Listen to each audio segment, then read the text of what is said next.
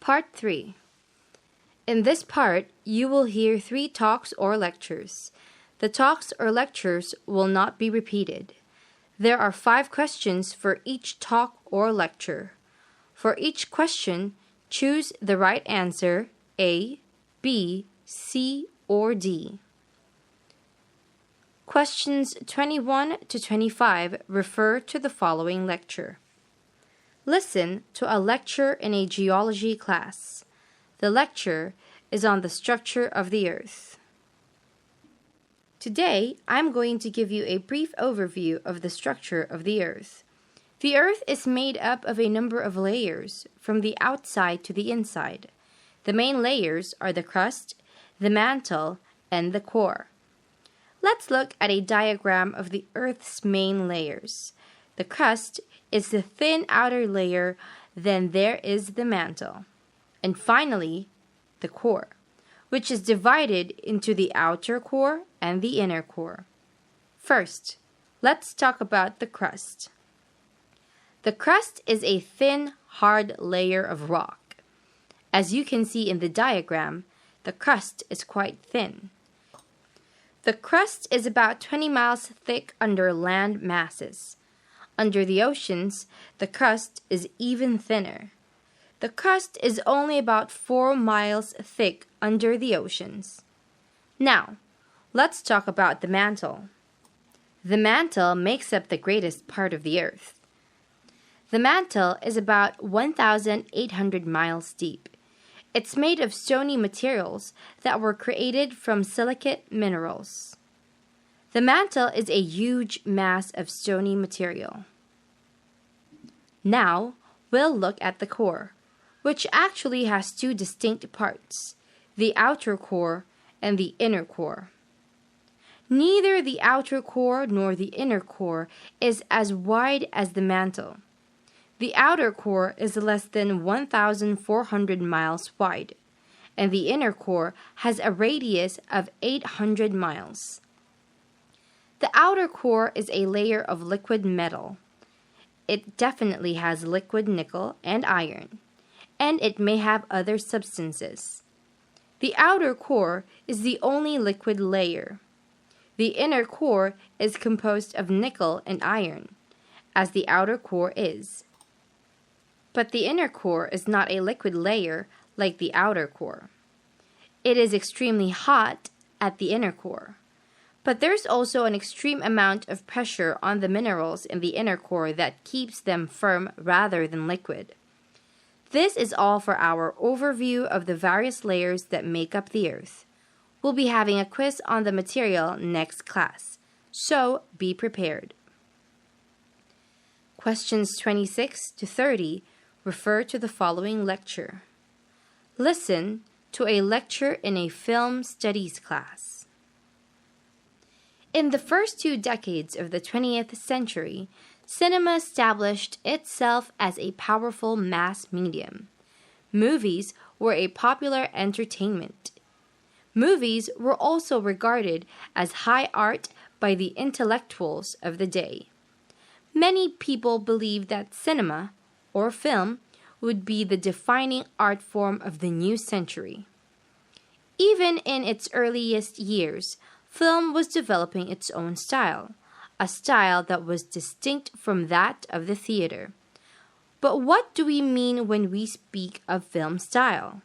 To put it simply, style is the texture of a film's images and sounds. It's the filmmaker's systematic use of the techniques of the medium. For example, staging, lighting, performance, camera framing, and focus. Editing and sound also contribute to style. A few filmmakers of the silent era were already developing film style, most notably in the editing technique of cutting. Cutting is when the action is broken up into separate shots, or pieces of film, and then the shots are recombined to tell the story in a coherent way. Before cutting, the action in films was like it was in the theater. The action took place far away from us, and it was continuous. It wasn't interrupted by any closer views of the actors. Early film critics didn't like films that looked too much like theater. Theater was a well-recognized art form with its own traditions and methods. However, film was something new, and it was an art form that owed its birth to the technology of the moving picture camera. The critics preferred to see stylistic camera work and editing, the techniques that set film apart from the theater. A lot of critics felt that editing was the most important film technique. Cutting, the change from shot to shot, was regarded as the key to film artistry. Another film technique, called cross-cutting, made it possible to tell two stories at the same time. Cross-cutting, it's also called parallel action, involves showing segments from two different sequences, moving back and forth from one to the other. Cross-cutting was used in the 1903 film The Great Train Robbery. The film shows bandits escaping from the scene of their crime, and then it cross-cuts to a scene where the townspeople are dancing at a party, unaware the robbery has taken place. The audience easily understands that the two scenes are going on at the same time. The person who actually receives the credit for inventing most film techniques is D.W. Griffith. While Griffith didn't invent everything about film, actually, he defined and redefined the innovations of other filmmakers.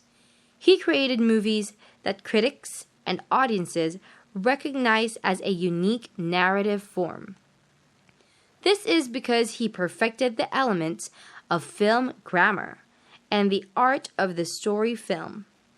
Instead of having one camera shoot a scene from one position, D.W. Griffith filmed each scene from many angles, and then he pieced together the sequences in the editing room. He used editing to heighten and control the dramatic impact of the scene.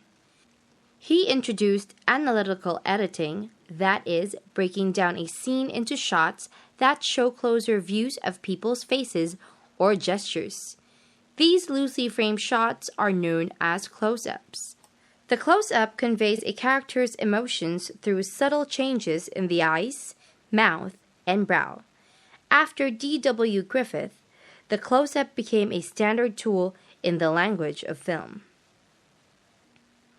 Questions 30 to 35 refer to the following lecture. Listen to part of the lecture in history class. The agricultural revolution of 10,000 years ago started the great shift from rural to urban living. As human settlements evolved from simple groups of people to larger villages and then to towns and cities, their basic pattern changed. The early rural villages grew naturally, sort of organically, as there were plants or bushes, and buildings were clustered near water sources and around village gardens with tree for shade and pastures for animals. A lot of us yearn to escape to these simpler, more romantic settlements of the past. But there are probably more of us who have a powerful urge to explore new ideas and to build bigger and better structures. We now have super settlements called cities. Our city planners and architects have converted the organic pattern of the village into a geometrically perfect grid. Our natural habitat has been transformed into an expanse of hard, straight surfaces with stone and metal and concrete and glass. Of course, the city is still a wonderful place for stimulation, for opportunity, and for cultural interaction. In fact, you could say the city is our most spectacular creation, and, believe it or not, it has elements of the rural past. In the average North American city, about 1/3 of the surface is given to streets and buildings. The rest is covered by trees and grass. Foresters call it the urban forest, meaning all the trees in city parks, the trees planted along streets and highways, and the trees in people's yards. The extent of this forest is sort of amazing, 2/3 of our urban space. The concept of a tree-lined village green has a long history, but one of North America's first public parks that was sort of created as a unified project was Central Park in New York City. Central Park was designed by landscape architects Olmsted and Voss in the late 19th century. They took their inspiration from the gardens of European estates and the romantic landscape paintings from that period. Central Park was set in a rectangular site covering over 800 acres in the middle of Manhattan Island. By the 19th century, the original forest was long gone. The area had been used as a common pasture for animals, but eventually it deteriorated into a kind of urban wasteland dotted with garbage dumps. Olmsted and Voss transformed this wasteland into something like its original appearance, with rolling hills, grassy meadow, and woofy thickets with thousands of trees. The result is sort of an oasis in the middle of steel and stone. Central Park has been called the city's lung because of its purifying effect on the air, not to mention its effect on the human psyche. It remains one of the best examples of what we can do with the open spaces of our cities. When you look at how far we've come as humans, when you consider that we've developed something called civilization, you come to realize that the finest evidence of our civilization is this city. The city is a symbol of experimentation and creation, a place where we can come together for work and entertainment, for art and culture, for wonder and opportunity. And, like the rural villages of the past, the city is where we come together to share cultural experiences with other humans. Indeed, to define what it is to be human.